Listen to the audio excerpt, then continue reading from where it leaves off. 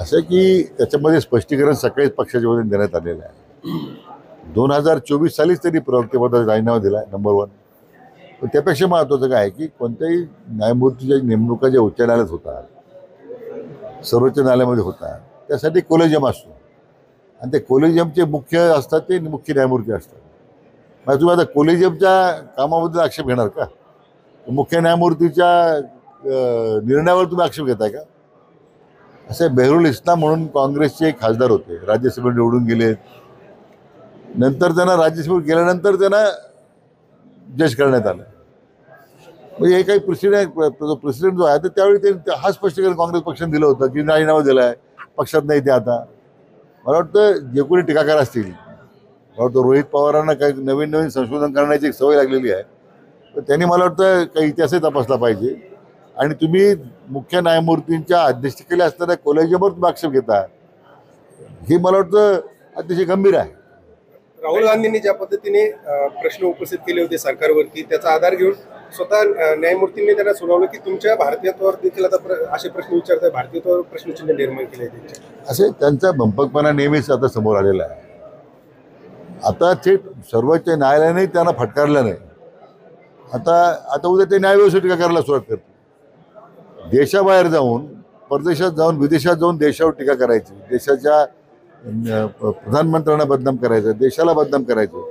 मग लोकसभेसारखं व्यासपीठ होतं ना तुम्हाला, लोकसभेच्या व्यासपीठामध्ये जाऊन, तिथं सभागृहामध्ये जाऊन तुम्ही पाहिजे, तुम्हाला सरकारचा कारभार मंजूर नाही आहे, तुम्हाला निर्णय मान्य नाही आहे, तर तिथं टीका करा ना। म्हणजे उलट अमेरिकेच्या राष्ट्रपतींनी रशिया आणि भारताच्या बद्दल जे भाष्य केलं होतं की यांच्या एका आपल्या देशाच्या अर्थव्यवस्थेबद्दल, आता त्यांनी ट्रम्पचा दाखला दिला।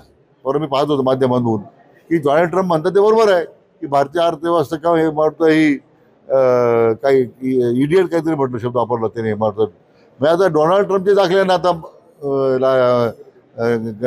दाखले घ्यायची गरज पडली, तर देशामध्ये इतकी उत्तम प्रकारचे म्हणजे आज जगाच्या मध्ये 3ऱ्या नंबरची अर्थव्यवस्था देशात झाली, याचं कौतुक सरून दिलं। पण डोनाल्ड ट्रम्प काय म्हणतो याचं कौतुक जास्त आहे। यातून त्यांचा जो पोरकटपणा आहे, त्यांचा जो भंपकपणा आहे तो समोर येतोय।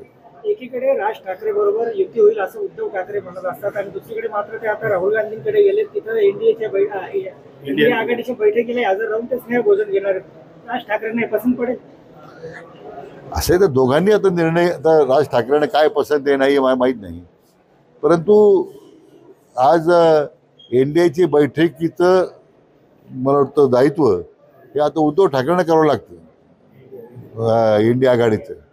मला वाटतं ठीक आहे, आता ते भोजन करतील। मग मला वाटतं की राज ठाकरेंनाही भोजनाला बोलवतील, एका ताटात जेवतील का माहीत नाही आपल्याला। शेवटी आता असं आहे की तो निर्णय त्यांनी करायचा आहे। आमचे महायुतीची तयारी पूर्ण आहे।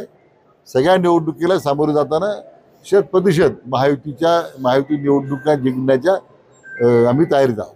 गेल्या काही दिवसांपासून एकनाथ शिंदे वारंवार दिल्लीला जात आहेत, काहीतरी मोठ्या घडामोडी घडतील अशी चर्चा राज्यात सुरू आहे। काय नेमकं त्या माझं कुठल्या घडामोडी नाही आहे, ही सगळे स्पेक्युलेशन आहे।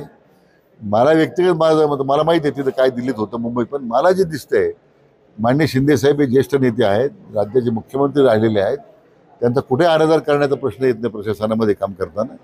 आता माननीय आदरणीय प्रधानमंत्र्यांची त्यांनी वेळ मागितली भेटण्यासाठी, ते भेटायला गेले, त्यात वेगळा अर्थ काढण्याचं कारण नाही।